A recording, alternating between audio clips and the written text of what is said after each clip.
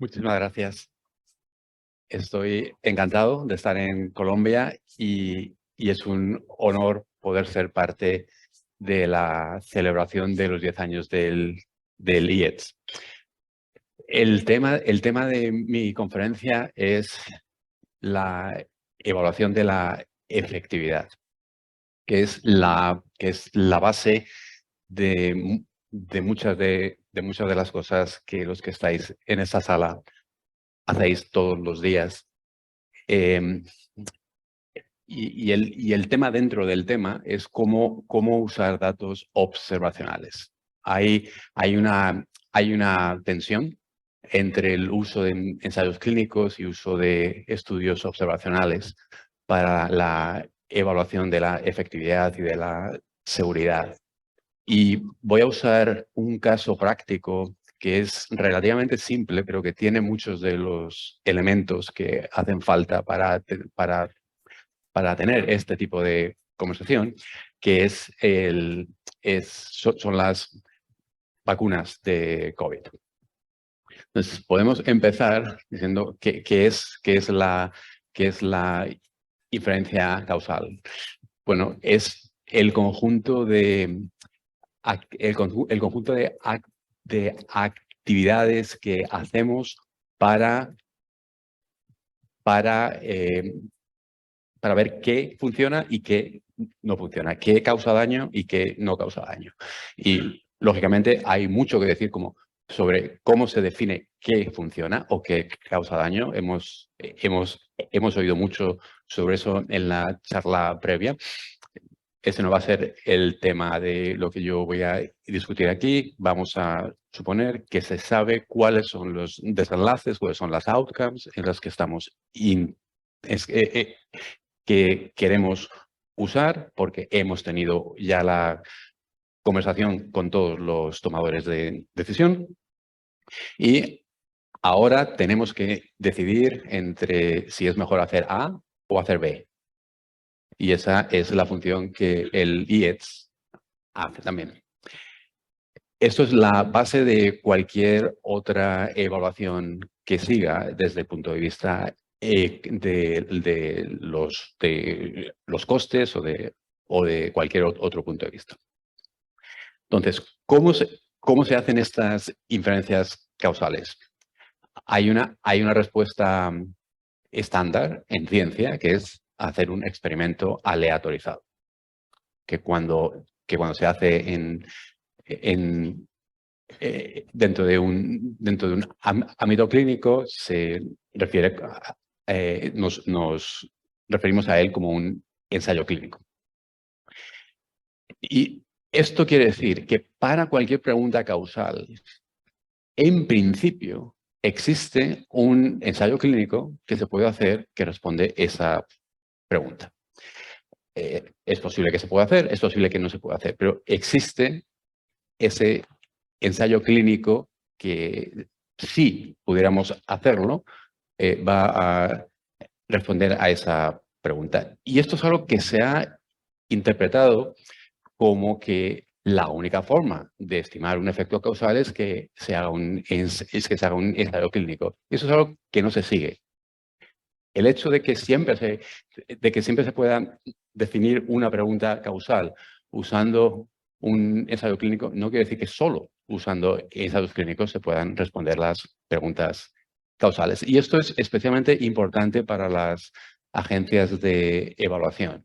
Hay muchos puntos de vista aquí. Si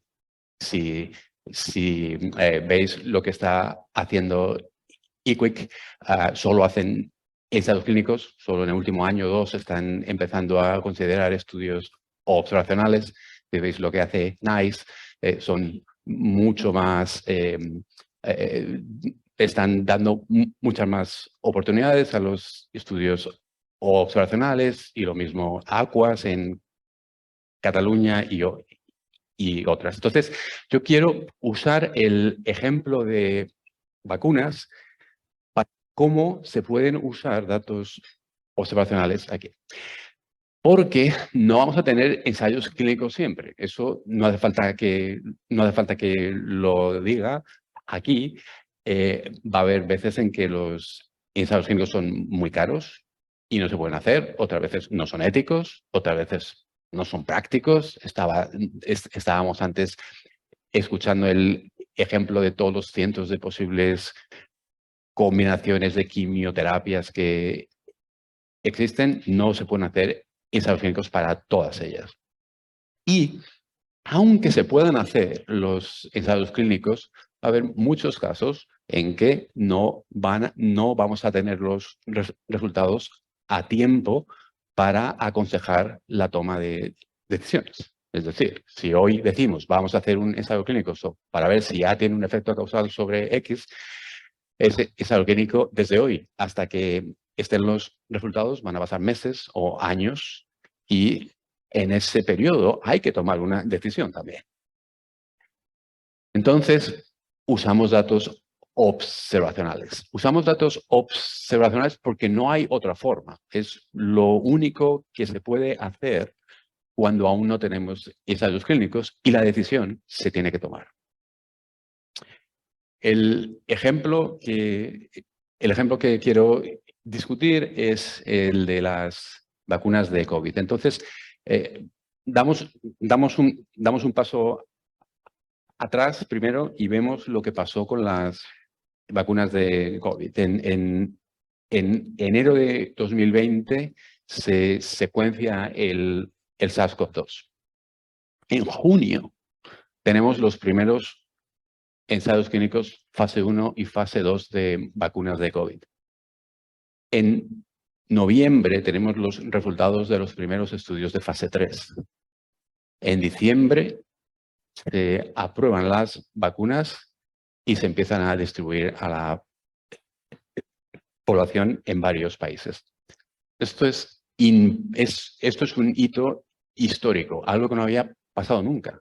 En menos de 12 meses, vamos, de no conocer la secuencia genética del virus a tener las vacunas en los brazos de gente en varios países.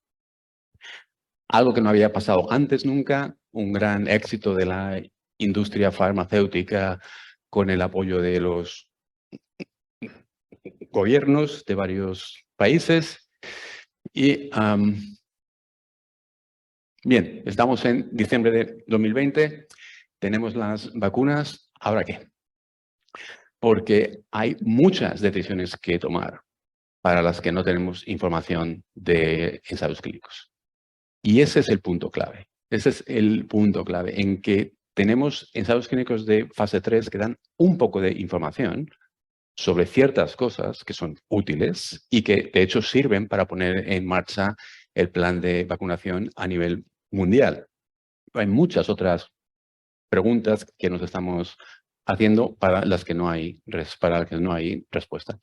Estos son los resultados del ensayo clínico de fase 3 que se hizo para aprobar la vacuna de Pfizer BioNTech. Es un ensayo clínico de 18.000 personas, que es muy pequeño para una vacuna, pero es lo que nos dijo que la efectividad de la vacuna era de más del 95% para enfermedad con síntomas.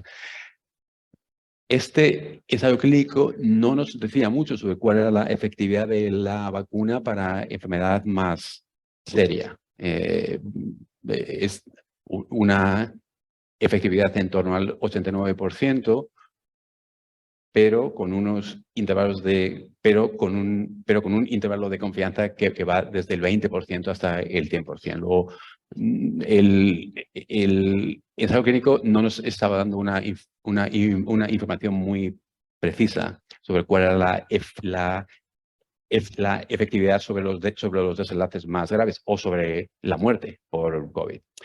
El ensayo clínico no tenía mujeres embarazadas, no podía hacer una estimación de efectos adversos, claro, porque eran solo 18.000 personas y estaba hecho durante una época en que el virus era el virus de Wuhan de 2020. Ni siquiera teníamos aún la variante alfa, con lo que no se sabía cuál era la efectividad sobre todas las variantes que iban a venir luego.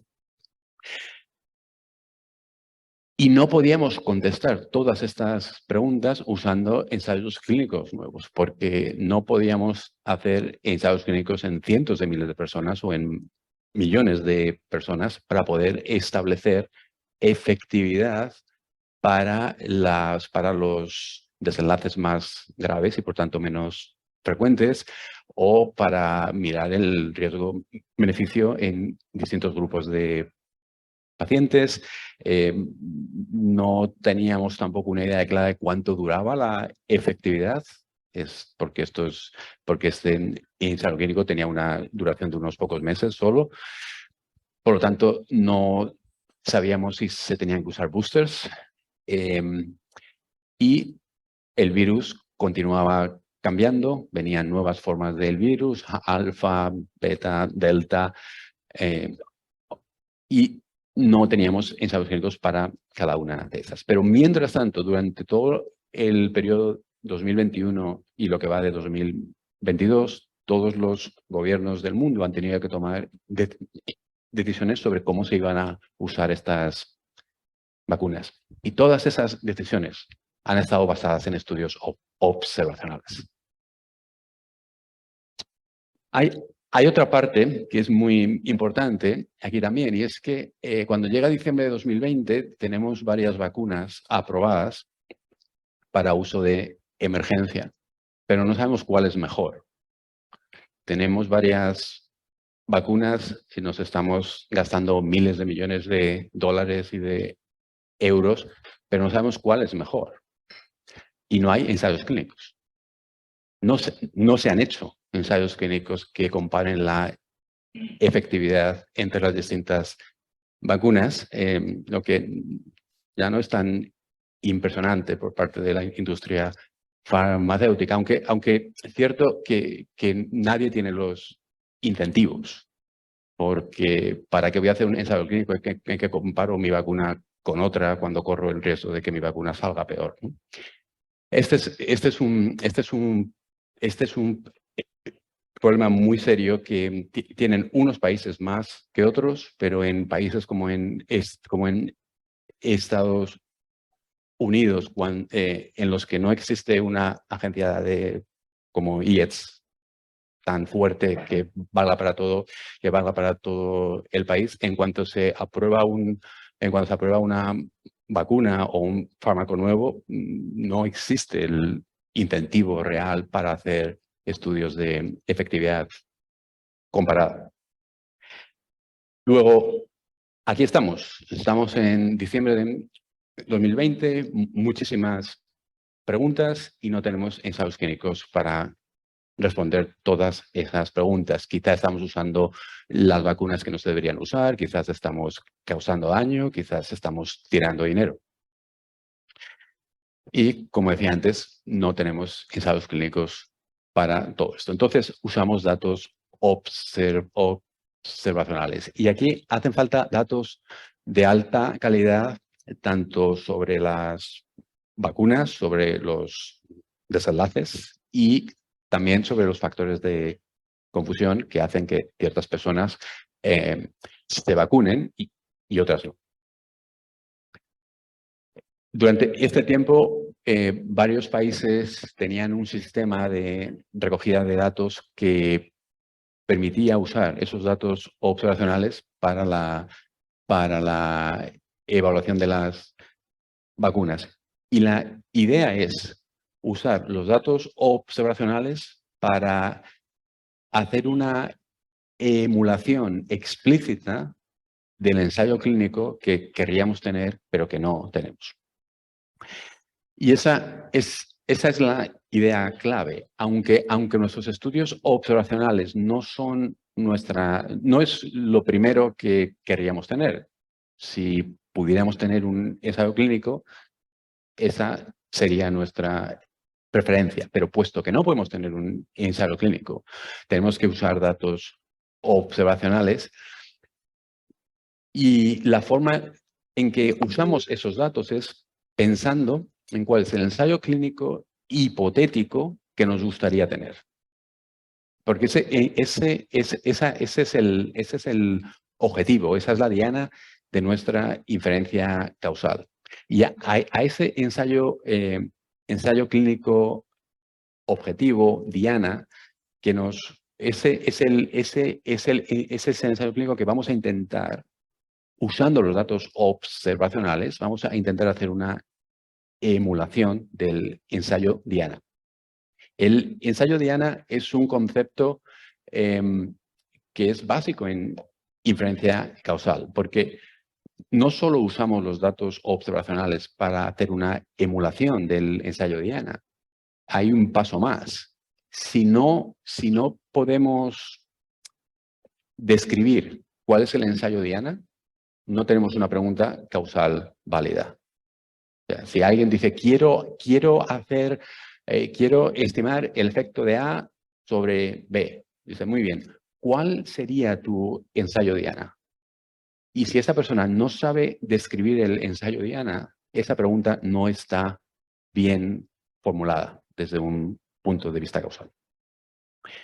Este concepto del ensayo diana tiene una larga historia. Es algo que se ha usado en inferencia causal al menos desde los años 50, aunque la gente no le daba este nombre, pero era esta idea de usar los datos observacionales para hacer una emulación explícita de un ensayo clínico.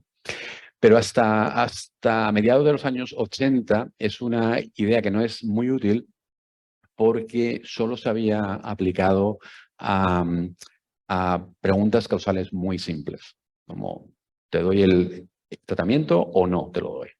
En vez de al tipo de preguntas causales, que son las más importantes, que no son sobre dar o no dar un tratamiento en un determinado punto en el tiempo, son sobre una estrategia que puede ser como dar hoy el tratamiento A, ver qué pasa, dependiendo de lo que pasa, se cambia a B, si es tóxico hay que cambiar a C, si la persona se queda embarazada, entonces hay que parar durante este tiempo. Quizás, como antes hemos escuchado en la charla previa, quizás no es solo el tratamiento, sino también todos los procesos de monitorización, técnicas de diagnóstico. O sea, todo esto quiere decir que que casi todas las preguntas que vamos a hacer, y el caso de vacunas es un poco una excepción, que es por lo que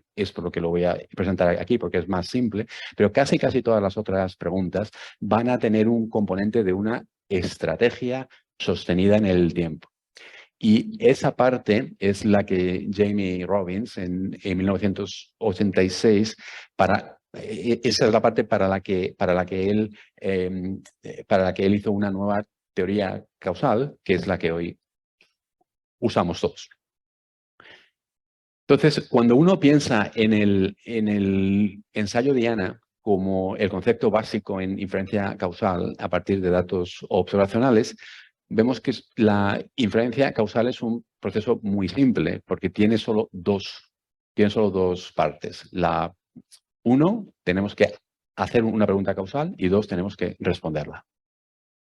Y esto, que puede parecer algo obvio, es una de las partes más importantes de esta charla. Primero, tenemos que hacer la pregunta causal de forma explícita y con detalle y muy precisa. Y esto falla en muchos análisis causales, y es la razón por la que muchos estudios observacionales están mal. En muchos de los ejemplos que conocéis de estudios observacionales que no han funcionado, por ejemplo, podemos pensar en la terapia hormonal en mujeres posmenopáusicas y el riesgo de enfermedad coronaria, que es el ejemplo clásico de cómo los estudios observacionales no encontraron la respuesta adecuada.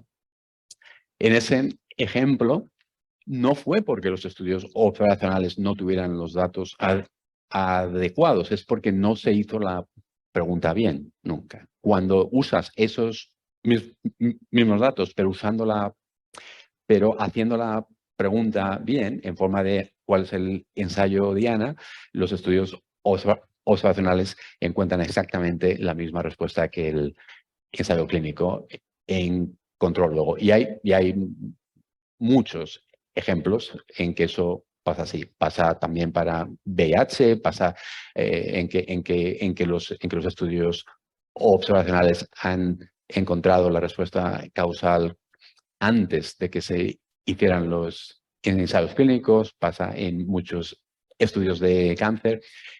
Es decir, una parte muy, muy importante de la inferencia causal usando datos observacionales es el articular la pregunta causal.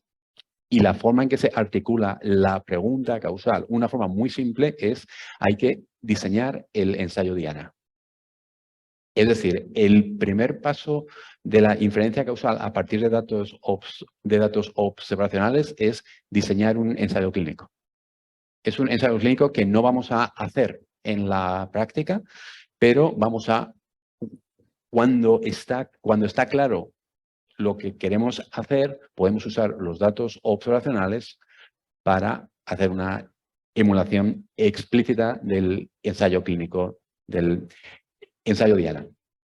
Y el ensayo Diana, como cualquier otro ensayo clínico, tiene una serie de componentes básicos de diseño y de análisis que están aquí. Hay que definir cuáles son los criterios de elegibilidad, quién va a ser parte del ensayo clínico, cuáles son las estrategias que vamos a comparar, cómo se van a asignar, cuál es el principio del seguimiento y el final del seguimiento para cada persona, cuáles son los desenlaces de interés, cuáles son los contrastes causales, intención de tratar o un por protocolo, y cómo se van a analizar los datos. Entonces, cualquier diseño de un ensayo Diana va a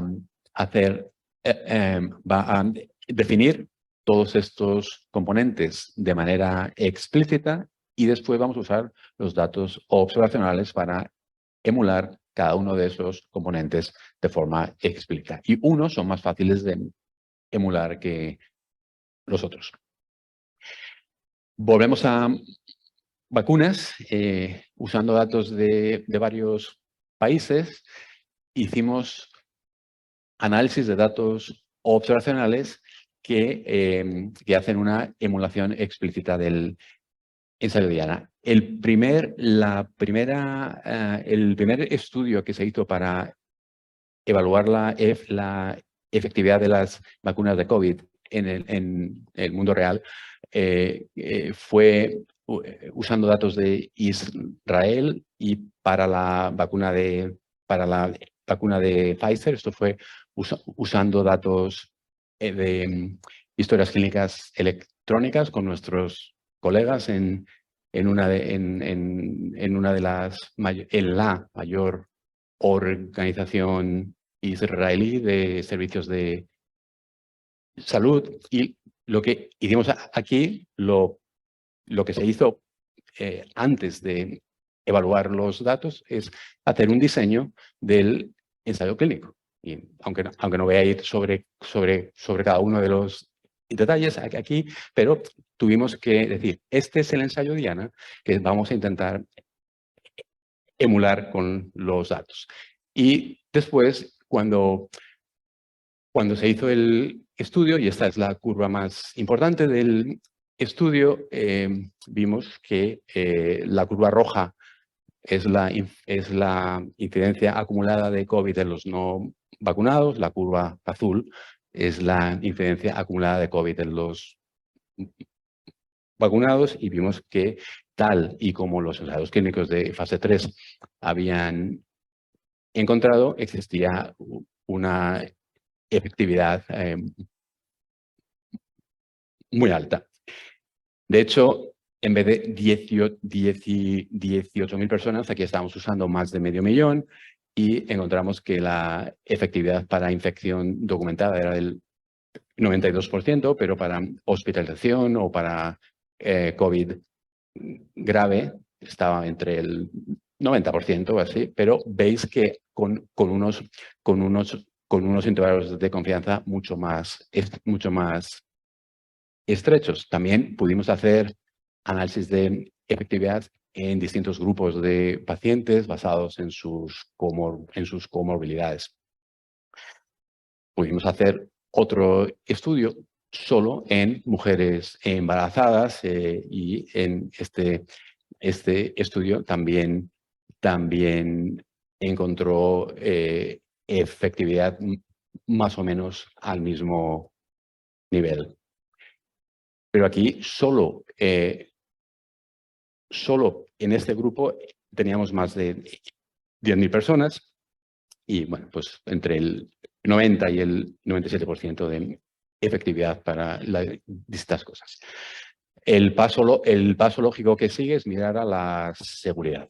Y pudimos, en este caso ya con 800.000 personas, vimos todos los posibles efectos adversos que se habían reportado o que se habían hipotetizado como que podían ser efectos adversos y vimos que el riesgo para todos ellos era bajo. El más alto era el de miocarditis. Pero pudimos ver también cuál era el riesgo de estos 25 efectos adversos en gente no vacunada que se infectaba con COVID. Y para todos ellos era más alto el riesgo por la infección que el riesgo por la vacuna. Bien, entonces, en este punto hemos confirmado la efectividad. Tenemos una para alfa, porque esto ya es en la época alfa, y tenemos una evaluación de seguridad. ¿Qué vacuna es mejor? Esa es la siguiente pregunta. Entonces, usando datos del Departamento de Veteranos de los Estados Unidos, los datos de los veteranos vienen del servicio de salud más grande del país, cubre a unos 20 millones de personas. Y lo que hicimos aquí fue hacer una comparación de Pfizer contra Moderna, tanto para Alfa como para Delta, que estaba empezando en esa época ya. Y vimos, bueno, pues que Pfizer ambas son muy efectivas, pero Pfizer es un poco menos efectiva, tanto para Alfa como para Delta. Aquí teníamos más de 200.000 personas en cada grupo y, bueno, ahí veis que el exceso de eventos era de más de 0 para Pfizer en todos los desenlaces, aunque era una diferencia muy, muy pequeña.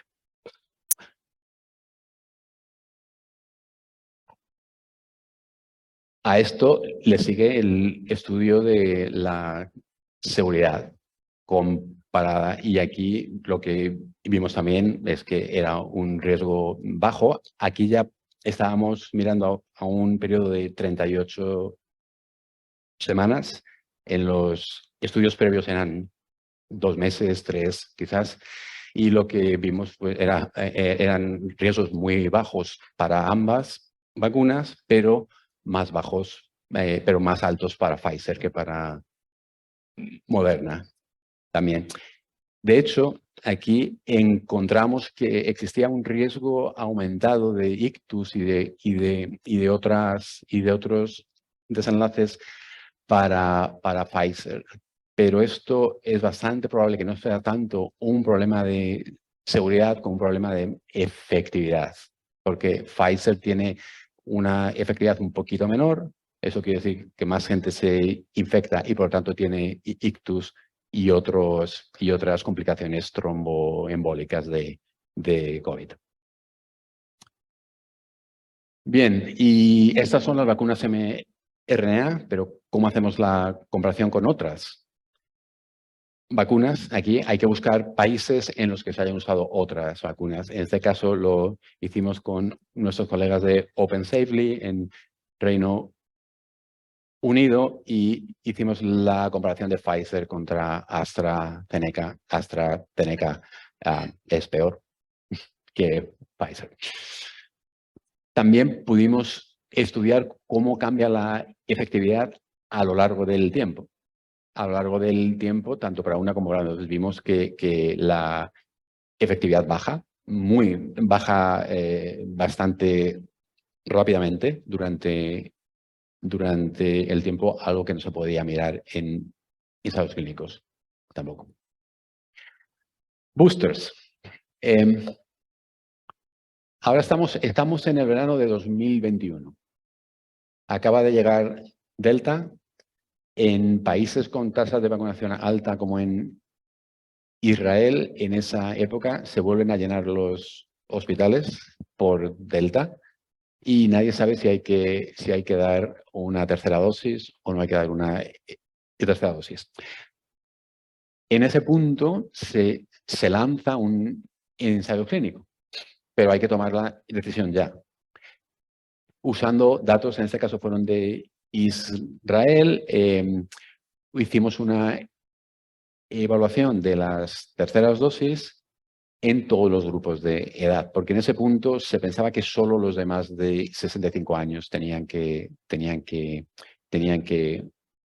usarla, pero usando estos datos vimos que en todos los grupos de edad el booster bajaba el riesgo de hospitalización. Esto estaba disponible a finales del verano de 2021 y este estudio junto con otros fueron los que se usaron para hacer la recomendación a toda la población de que se pusieran boosters para Delta. Y antes he comentado que se lanzó un ensayo clínico también y ese ensayo clínico acabó en diciembre de 2020. El ensayo clínico encontró exactamente lo mismo que habíamos encontrado en los estudios observacionales, solo para los deslaces más frecuentes, que eran los que podía mirar, pero el ensayo clínico llegó cuando ya no existía Delta. Este es el caso más claro de cómo no podemos confiar solo en ensayos clínicos, porque en el punto en que teníamos los resultados del ensayo clínico sobre boosters para Delta, la variante Delta desapareció y fue reemplazada por Omicron. Luego el ensayo clínico en este caso no fue útil. Todas las decisiones que se tomaron fue basado en datos observacionales. Luego llega Omicron. ¿Ahora qué? Hay que seguir con los boosters para Omicron. ¿Qué hacemos? No hay ningún ensayo clínico sobre Omicron. Y en este punto, usando datos de España, hicimos una evaluación de booster contra no booster en pleno periodo de Omicron y encontramos también un efecto muy claro del booster sobre el riesgo de COVID. También pudimos ver, usando estos mismos datos, pudimos ver cuál era la efectividad de una segunda dosis en gente que ya había estado infectada, porque hubo ahí un periodo de un año así en que varios países europeos no recomendaban una segunda dosis de la vacuna a gente que ya se había infectado antes. Pero es posible que se hubieran infectado con una variante pre-alfa o delta. Ahora teníamos Omicron. Luego no estaba claro si se podía hacer, ¿no? En este estudio vimos que una segunda dosis era muy efectiva para bajar el riesgo de COVID, también en personas que se habían infectado antes. Y después pudimos mirar a esto en niños también. ¿Cuál es la efectividad de la vacuna contra Omicron en niños, también vimos que el riesgo de infección era más bajo entre los vacunados que entre los no vacunados. Pudimos mirar una cuarta dosis y también existía una efectividad clara de la cuarta dosis en la época de Omicron. En fin, estos son solo ejemplos de cómo el uso de datos observacionales dirige la política y las decisiones en este tema porque no hay ensayos clínicos. De hecho, hoy existen nuevas vacunas, vacunas bivalentes que ya se están usando y ni siquiera se han estudiado en ensayos clínicos. No se ha estudiado su efectividad sobre desenlaces como los estamos viendo aquí, porque está claro que se puede hacer de forma observacional. Luego, pensando en este concepto del ensayo Diana, primero hay que hacer la pregunta, hay que definir el protocolo del ensayo Diana y después hay que responderla. Quiere decir que usamos los datos observacionales para hacer una emulación explícita del ensayo Diana. Y este es el ejemplo del ensayo que os decía antes. Entonces, hay distintos componentes. Unos son más fáciles de trabajar que los otros. Por ejemplo, es fácil hacer una emulación de los criterios de elegibilidad del ensayo Diana si se tienen buenos datos y, bueno, pues esta es la gente, estos son los criterios que quiero que la gente cumpla en el ensayo Diana y se busca gente en las bases de datos observacionales que cumplan esos mismos criterios. Ahí no hay una dificultad técnica, es solo cuestión de tener datos de alta calidad. Y pasa eso mismo para la asignación de distintas personas a vacuna o no vacuna. ¿Cómo elegimos el comienzo del seguimiento aquí? El tiempo cero, ¿no? Porque, claro, para alguien que se vacuna, el tiempo cero es el tiempo de vacunación, pero para alguien que no se vacuna, ¿cuál es el tiempo cero en un estudio observacional? Lo que hicimos aquí fue decir, vamos a hacer una emulación no solo de un ensayo Diana, sino de una secuencia de ensayos. Es decir, el 1 de enero de 2021, para cada persona que se vacuna, encontramos a alguien que no se vacuna y eso va a ser una pareja. Y después, eso es algo que hacemos con todos los vacunados el día 1 de enero. Después, el día 2, hacemos otra vez ese tipo de emparejamiento. De forma que cada día de calendario estamos haciendo como un ensayo Diana de gente que se vacuna y no se vacuna en ese día a los que se sigue durante varios meses luego. Cada día hacemos un apareamiento en día de calendario y es muy importante hacerlo día a día porque la incidencia de infección cambia mucho, incluso durante una semana. Entonces, básicamente, el día 1 vemos de todos los que son elegibles y ponemos a los que se vacunan ese día en el grupo de vacuna, a los que no se vacunan en el grupo de no vacuna. Entre los que no se vacunan, el día 2 volvemos a repetir el mismo proceso y así hasta que acaba el seguimiento en los datos que tenemos. Usando eso, en el primer estudio de todos que os he enseñado, en el estudio del principio de 2021 en Israel, teníamos 43 días, por lo tanto estábamos emulando 43 ensayos Diana, cada uno de ellos con una fecha de comienzo, que era el día de calendario que le tocaba, y todos ellos con 2 o 3 meses de seguimiento. Esto hace que haya gente que puede estar en más de un ensayo Diana, porque si alguien cumple todos los criterios de elegibilidad el día 1 de enero y no se vacuna, va a ser parte de ese ensayo Diana, pero esa misma persona el día 2 de enero es bastante probable que cumpla aún todos los criterios de elegibilidad, luego va a ser también parte de ese otro ensayo Diana. Es decir, alguien puede ser parte de 10, 20 o de todos los ensayos clínicos, de todos los ensayos Diana, en caso de que no se vacune nunca. Luego, esta es una forma muy eficiente de usar los datos, porque estamos usando los datos de todo el mundo todos los días. Pero puesto que hay gente que está contribuyendo a más de un ensayo Diana, tenemos que hacer el cálculo de los intervalos de confianza teniendo eso en cuenta. Claro que es algo que se puede hacer vía bootstrapping. Pero algo clave es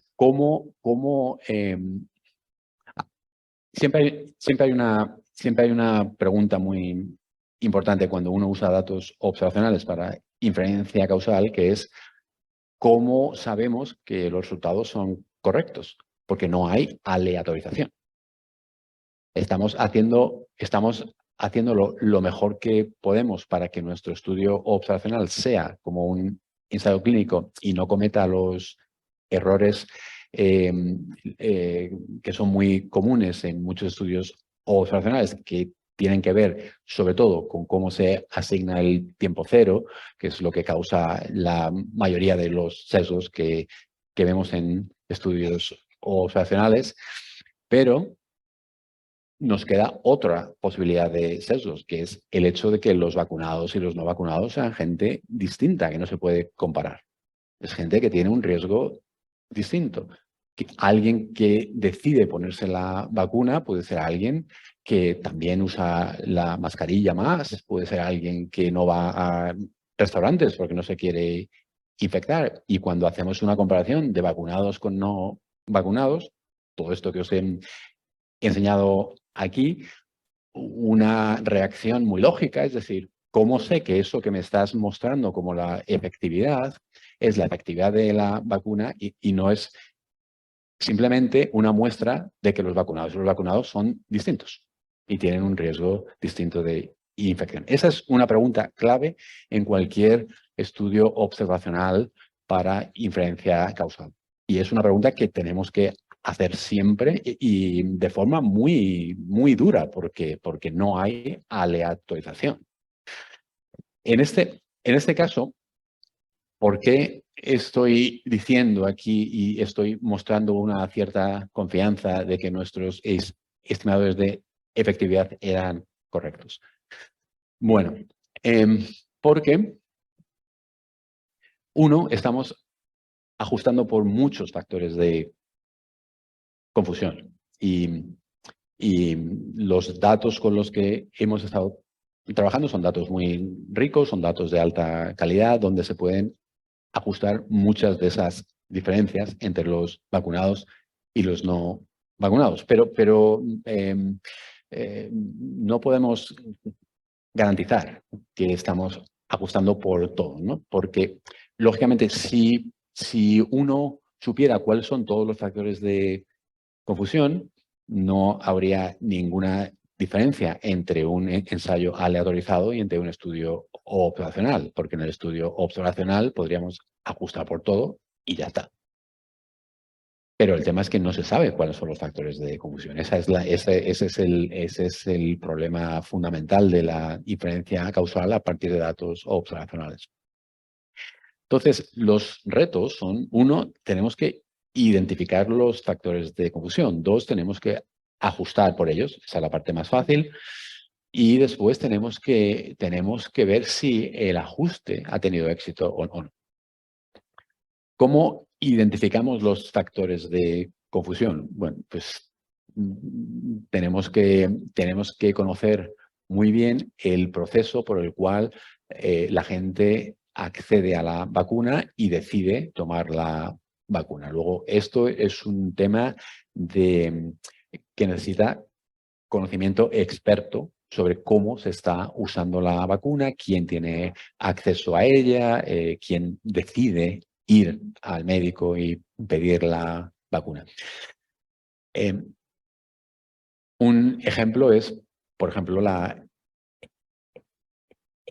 edad, porque durante 2021, durante la primera mitad de 2021, la gente de ciertos grupos de edad era más probable que se vacunaran que otros, porque se hizo una campaña de vacunación con los de más de 80 años primero, los de más de 70 años luego, etcétera. Pero hay otros muchos factores de confusión que son posibles, porque desde todo lo que esté relacionado con nivel socioeconómico hasta el lugar de residencia, si la persona ha tenido una infección previa o no, el riesgo que percibe la persona basado en las comorbilidades que tiene, etc. La forma en que se ajusta por los factores de confusión es, bueno, hay muchos métodos posibles. El que yo he descrito aquí era hacer un apareamiento, un matching entre los vacunados y los no vacunados con los mismos valores de factores de confusión. Y esta es la parte menos interesante. O sea, todos los métodos para ajustar por confusión, todos son válidos cuando tenemos una exposición que está fija en el tiempo, como vacunas sí, ¿no? Y el decidir un método u otro muchas veces es una cuestión de gusto personal. En este caso, como teníamos confusores que tenían una dimensionalidad muy alta, por ejemplo, teníamos que ajustar por lugar de residencia. Pero el lugar de residencia no podía ser simplemente en qué parte del país vives, tenía que ser el barrio en el que vivías. Porque en el caso de Israel existía una diferencia muy grande tanto de incidencia de COVID como de aceptación de la vacuna por barrios. Con lo que teníamos que hacer un ajuste muy, muy fino. Pero claro, hay miles de barrios. Luego, la única forma práctica de hacer ese ajuste era hacer un apareamiento de vacunados y no vacunados por barrio. O sea, que si teníamos una persona que recibía la vacuna y era un hombre árabe de 76 años que vivía en este barrio, que había recibido cuatro veces la vacuna de la gripe en los últimos 5 años y que tenía 2 comorbilidades, esa persona se le buscaba una pareja que tenía exactamente los mismos valores en todas esas covariables, pero que no se había vacunado ese día. La cuestión es que, a pesar de que estamos haciendo todo este esfuerzo, aún no podemos probar que no queda confusión residual. Y ese es el gran problema de los estudios observacionales. A pesar de que de que no hay nadie a quien se le ocurra otro factor de confusión, ¿no? Porque cuando alguien dice, no, pero quizás no has ajustado, hay cosas por las que no has ajustado. Y la respuesta es, ¿cómo cuál? Esta es una cuestión muy importante. Hay gente que dice que los estudios observacionales no son válidos porque quizás no has ajustado por todo. La respuesta a eso es, bien, en ese estudio observacional, dime por qué variable no he ajustado. Vamos a tener una conversación científica. No me puedes decir, a lo mejor no has ajustado por algo. Sí, claro, eso vale para todo. Pero ¿por qué no he ajustado? Porque si tú dices, te falta la variable B, digo, muy bien, pues vamos a ver si se puede hacer. Pero solamente el decir, quizás falta algo, es sí, claro, y quizás este ensayo clínico está mal hecho porque algo está mal, pero tengo que decir qué. Solo hay un intercambio científico cuando alguien te propone una hipótesis que tú puedes probar, ¿no? En este caso, teníamos una forma de probar que nuestro ajuste estaba siendo suficiente. Porque podíamos usar lo que se llaman controles negativos. Teníamos un control negativo que era el hecho de que en los ensayos clínicos de fase 3, durante los primeros 10, 12 días de seguimiento, no había efecto de la vacuna. En los ensayos clínicos que se hicieron en 2020, no había efecto de la vacuna hasta el día 12 o así. Es decir, las curvas de incidencia acumulada iban juntitas en los vacunados y no vacunados durante los primeros días y luego empezaban a separarse. Si nuestros estudios no estaban ajustando por confusión bien, los vacunados y los no vacunados eran aún distintos. Sus curvas de incidencia acumulada tenían que ser distintas también los primeros 12 días. Luego, si en nuestros estudios no se separaban las curvas hasta los 12 días, era muy difícil que los vacunados y los no vacunados fueran gente con factores de riesgo de infección distintos, porque ¿por qué entonces no hubieran tenido un riesgo distinto durante este principio de día? Luego, podemos usar ese control negativo aquí.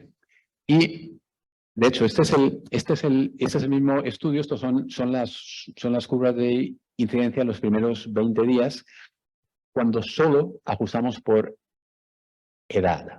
Y veis que las curvas empiezan a separarse desde el principio. Eso quiere decir que hay confusión residual, que los vacunados y los no vacunados son distintos. Pero cuando ajustamos por todo, lo que veis es que en nuestro estudio, que es las curvas no se separan hasta los 12 o 13 días, que es exactamente lo mismo que se veía en el ensayo clínico de fase 3 que os he enseñado al principio. Luego, este es el tipo de cosas que podemos hacer para, cuando usamos datos observacionales, poder dar una evidencia empírica de que nuestros resultados no se deben a falta de aleatorización. Bien. Luego, aunque nunca podemos decir con una certeza total que nuestro estudio es equivalente a un ensayo aleatorizado, podemos hacer este tipo de usar estos controles negativos y otros métodos para que esa posibilidad sea más y más remota. Entonces voy a acabar aquí con una serie de conclusiones. ¿Qué es lo que hemos aprendido durante las últimas décadas de inferencia causal usando datos observacionales y específicamente en los últimos 2 años haciendo los estudios de vacunas? Bueno, uno es que necesitamos bases de datos de alta calidad, que solo cuando las bases de datos tienen buena información, tanto en el tratamiento como en los desenlaces, como en los factores de confusión, se puede hacer esto. Otra cosa es que necesitamos trabajar con expertos que conocen no solo las técnicas estadísticas pero que conocen los datos. Conocen los datos muy, muy bien y saben cómo se han generado esos datos y conocen el sistema de salud en el que esos datos se han generado.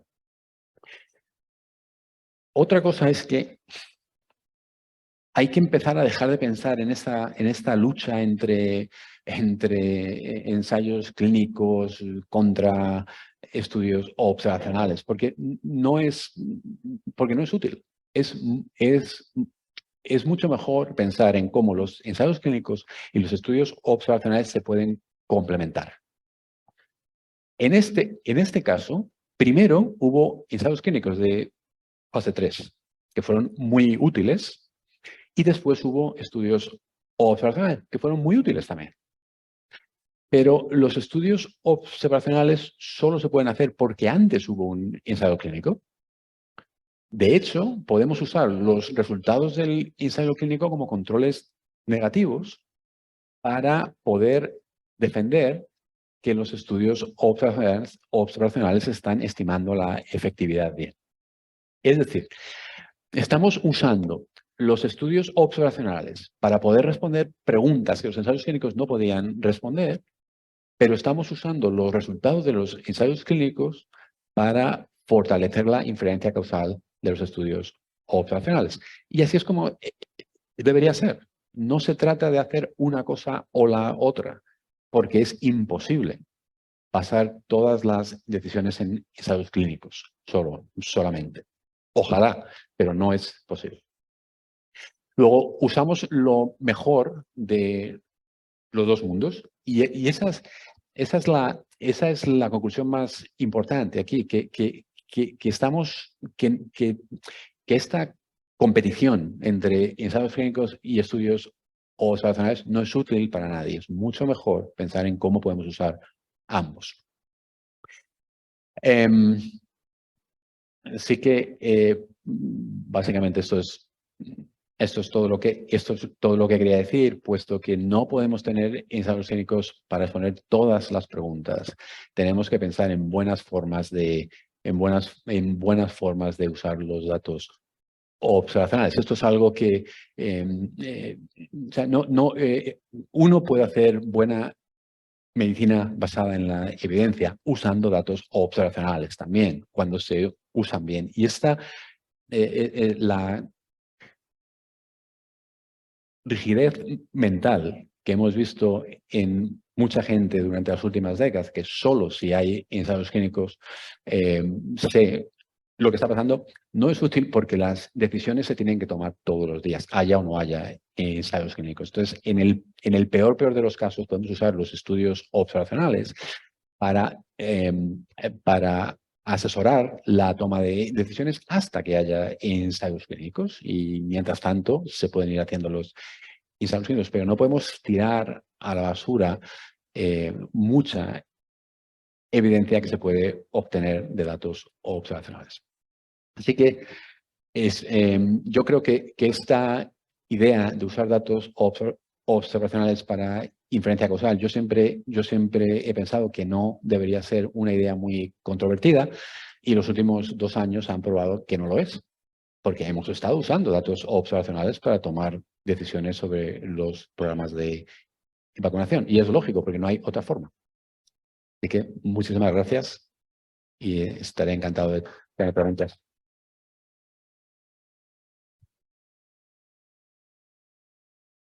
Muchas gracias, doctora. Tenemos tiempo para 3 preguntas. Si hay alguien en la audiencia que quiera hacer una pregunta, seguimos.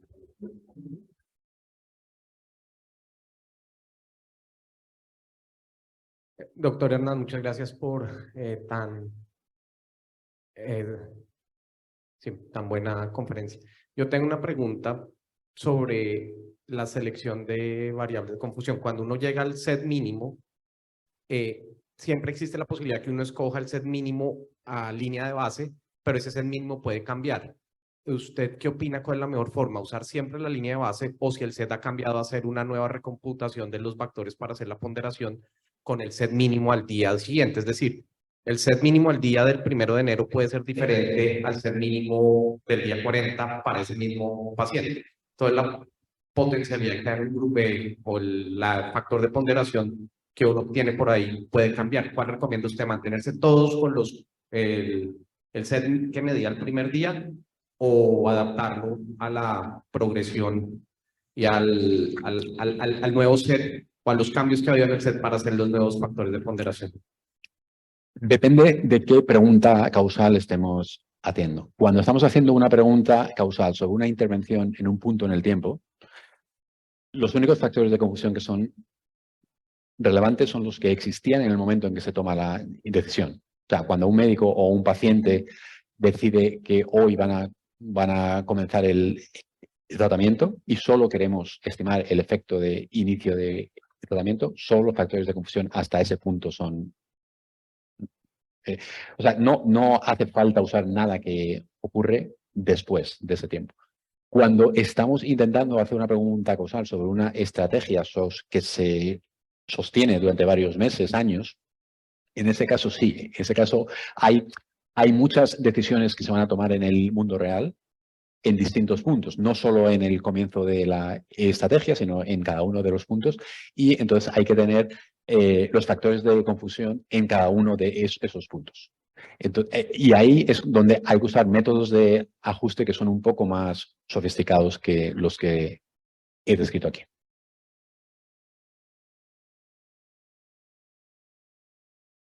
Doctor Miguel, muchas gracias. A mí una de las cosas que más se me dificulta es pensar en el tamaño de muestra para uno poder definir algunas situaciones con respecto no solamente a la diferencia principal que uno esté valorando entre las dos intervenciones que está comparando, sino que es que como acá tenemos que pensar en todas esas variables de confusión que hay alrededor o incluso en variables que pueden estar modificando el efecto de interacción. ¿Cómo, o sea, ese reto, cómo lo han asumido o cómo se podría asumir de una mejor manera? Es que a veces el tamaño de muestra que uno pudiera calcular solamente para la diferencia entre las dos intervenciones, tratando de emular incluso desde el proceso de selección el ensayo clínico como tal, lo deja a uno corto a la hora de tener una serie de variables que puede incluso haber identificado mediante un diagrama causal acíclico o algo que ya lo hubieran podido ayudar a uno a identificar eso. Que cómo se pudiera ayudar a solventar ese reto que a mí me sigue pareciendo muy complejo. Hay una forma de pensar sobre esto que yo hay veces que uso un poco para crear controversia también, pero que creo que es útil. Es decir, los datos que tenemos son los datos que tenemos y no se pueden crear más datos. Estos son los datos que hay en Colombia, estos son los datos que hay en España, estos son los datos que hay en Estados Unidos. Y si la pregunta es lo suficientemente importante, tenemos que usar esos datos y dar la respuesta más precisa posible. Es posible que esa respuesta no sea todo lo precisa que los decisores requieren, pero es lo único que podemos hacer. Luego, la alternativa a una respuesta imprecisa es no dar una respuesta. Simplemente hay que aceptar que esto es lo que hay y que si nuestra pregunta es lo suficientemente importante, tenemos que dar lo que hay. Lo que sería ideal es que cada instituto de evaluación en cada país estuviera respondiendo esa pregunta de una forma parecida o de la misma forma para que así se pudieran combinar todas esas respuestas y se puedan combinar los datos de Colombia con los de Chile y con los de España. Pero si eso no se hace, porque piensa que esto no es como un ensayo clínico en el que hay una cuestión ética, que no podemos poner a muchas personas en un ensayo clínico si no vamos a dar una respuesta válida luego, ¿no? Hay una cuestión ética porque se les somete a un posible riesgo. Pero aquí son bases de datos. No hay cuestión ética, es una cuestión de recursos. Y si la pregunta es lo suficientemente importante, hay que dedicarle los recursos.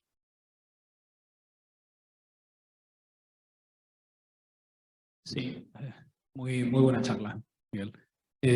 La pregunta iba por cómo habíais valorado la influencia de que de las 3 vacunas que existían, 2 de ellas tenían una dosis muy diferencial, aunque partían de la misma base, y de hecho fue la justificación de la cual se dio el booster de Moderna a la mitad. Y probablemente una de las razones por las cuales finalmente, por ejemplo, otra vacuna que utilizaba la misma plataforma, que era CureVac, que era la alemana, que tenía una dosis 10 veces menor, probablemente no funcionara. Y luego la segunda es cómo valoras la iniciativa que en estos momentos hay en Europa, que es una IMI, que es Eden Odyssey, de datos federados en salud, sobre estudios observacionales. En cuanto a la dosis de la vacuna, es posible también en nuestros estudios que puesto que la dosis de Moderna era como el doble que la de Pfizer también. Que eso, claro, que eso fuera, eran 30 y 100, ¿no? O sí, algo así, sí.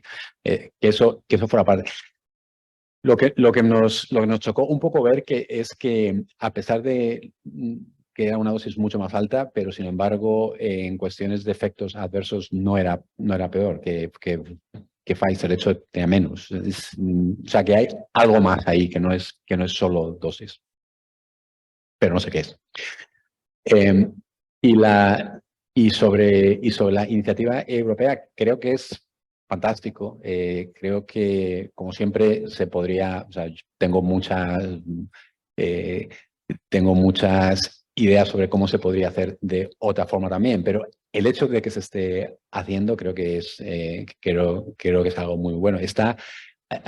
Porque no solo es útil a nivel europeo, incluso dentro de España muchas comunidades autónomas están empezando ahora a poner sus datos de forma que se van a poder llegar a combinar porque existe una iniciativa europea. Es un poco raro que el país que lo está llevando más es uno de los países que tienen los datos más flojos, que es Francia, pero bueno, son cosas de la política. Muchas gracias. Una pregunta un poco que me surge desde el campo de la salud pública y es si este marco de la inferencia causal es posible, es factible utilizarlo para evaluar efectividad de intervenciones no farmacológicas en salud pública como una estrategia, un modelo de atención, que precisamente muchas veces en este campo es difícil arrancar por un ensayo. Entonces tengo esa pregunta, profe. Sí, el mismo marco metodológico se puede usar para estrategias no farmacológicas. El límite es, como siempre, tener buenos datos en quién sigue la estrategia y quién no, y buenos datos en los factores de confusión. Gracias, doctor Hernán.